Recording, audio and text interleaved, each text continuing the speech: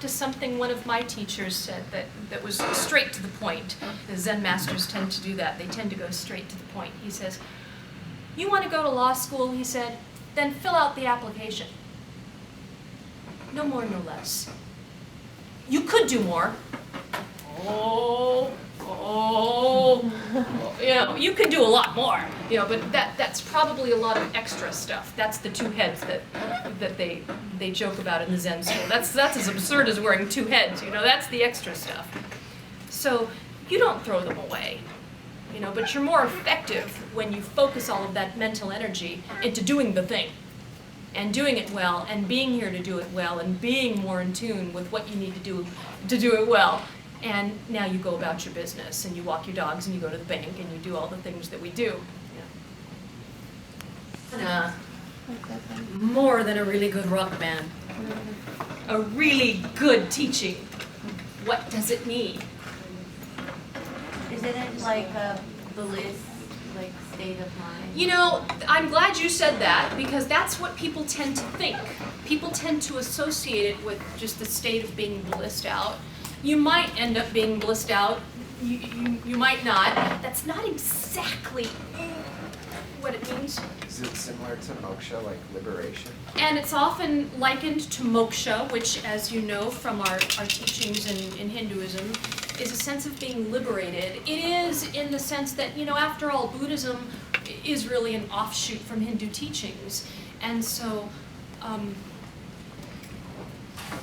you will find semblance there. He recognized, while stripping off the aspects of Hinduism, which at that time were extraneous and even corrupt, there is still something you'll recognize there. And moksha does capture that thing there, that sense of separateness, which is the ego. And that's what nirvana actually means. It means to extinguish, to blow out, to let go, if you prefer. Because remember, it's that toddler that's got the wrong idea about things. It's really seeing more clearly into reality. Because we don't see clearly into reality. We're a bit like that toddler who's got the wrong idea. He thinks, Mommy, can I just eat Twinkies all day? We know that these habits aren't good for us. We know that the latest gizmo gadget, isn't gonna finally solve all our problems, right? We know that. Our deeper self knows that, our wisdom knows that. And so nirvana brings us in touch with that idea of letting go. But again, I like to give, that's why we have class rather than just sending you off, read a book about the Four Noble Truths, because we can look a little more deeply at these things. It's really about acceptance. Acceptance with what is, being with what is, not being deluded.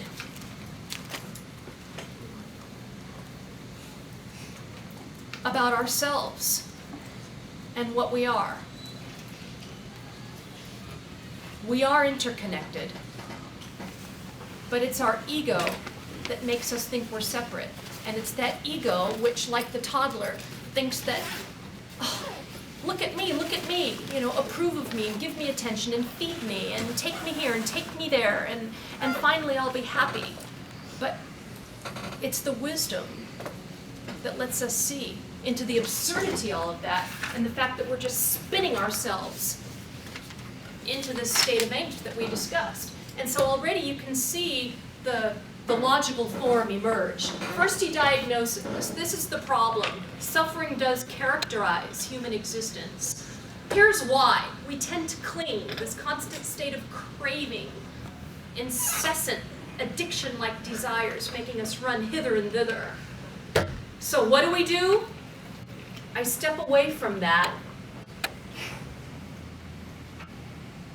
and I enter into what is with a state of acceptance and equanimity. There's something else to be said about that.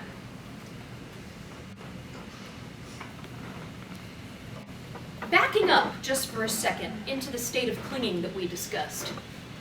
There are a couple of ways that we deal with this. We either run after things or we run from things. It's called escapism. So we either run after things and set about acquiring more.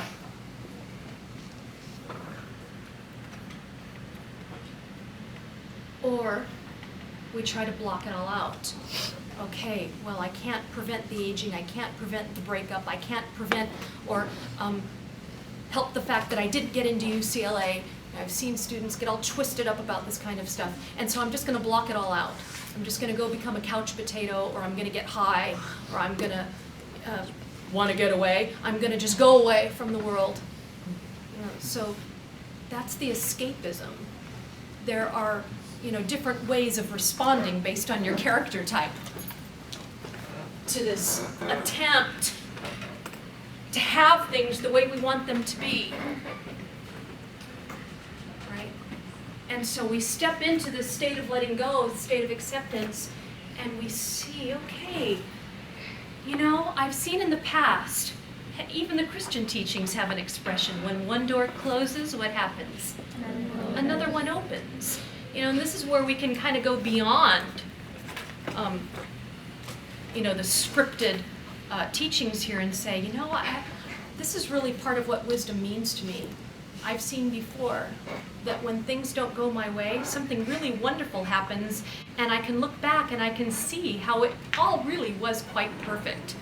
I ended up going to another university, but you know what? That department was perfect for me. The professors were just right for my interests. I probably wouldn't have been happy at UCLA.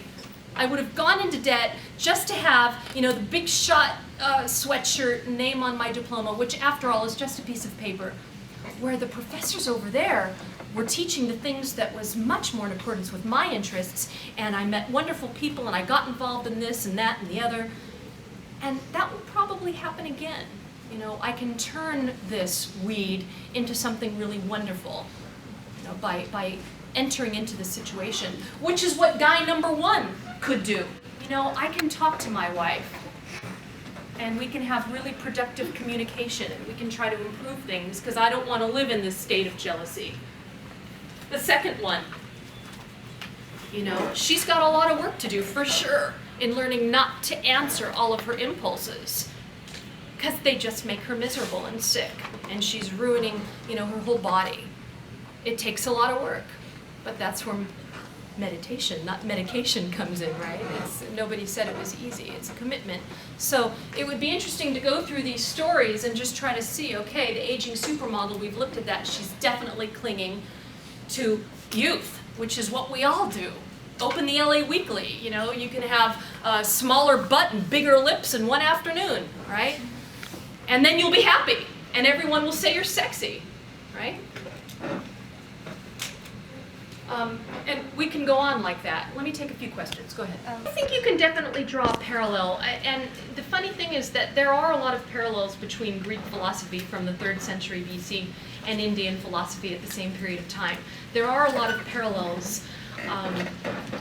But where Buddha goes, and this is really kind of the spiritual teachings, not just Eastern spiritual teachings, but even, like I said, when you look at the Western traditions and you strip away all the extraneous stuff, you find that's what religion means, that drive toward wholeness and connection. And that's what's so apparent in Buddhism that you don't find in some of those Greek systems, is that the answer is about losing that sense of a separate identity.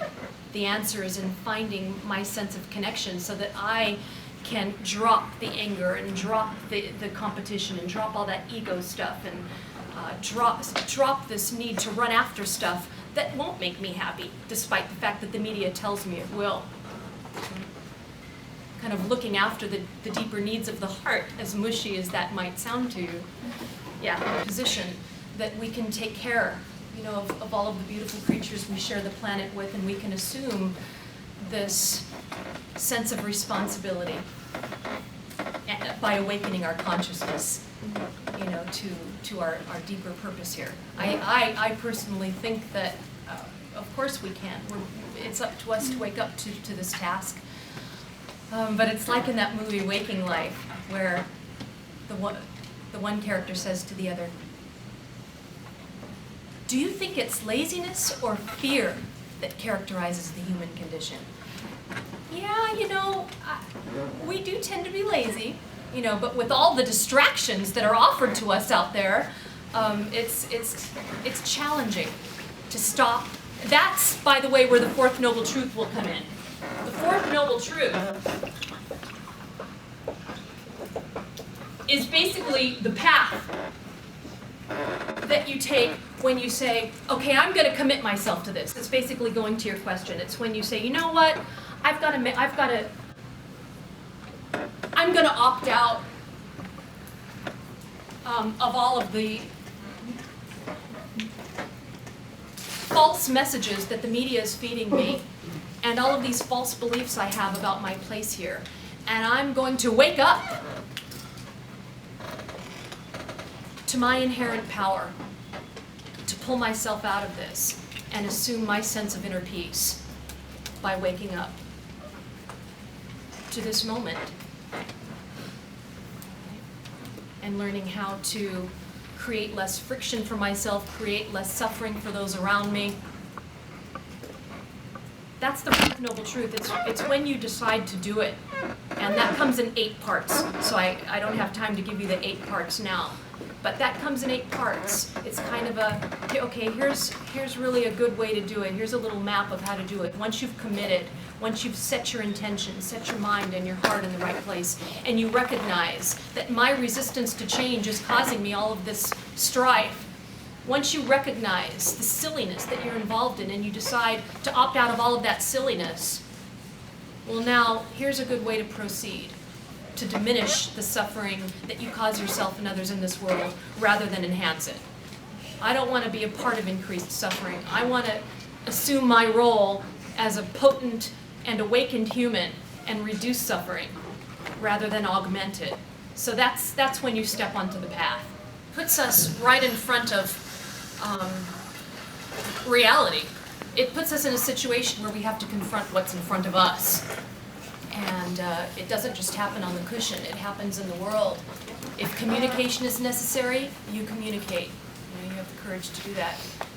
It's like the farmer that went to Buddha.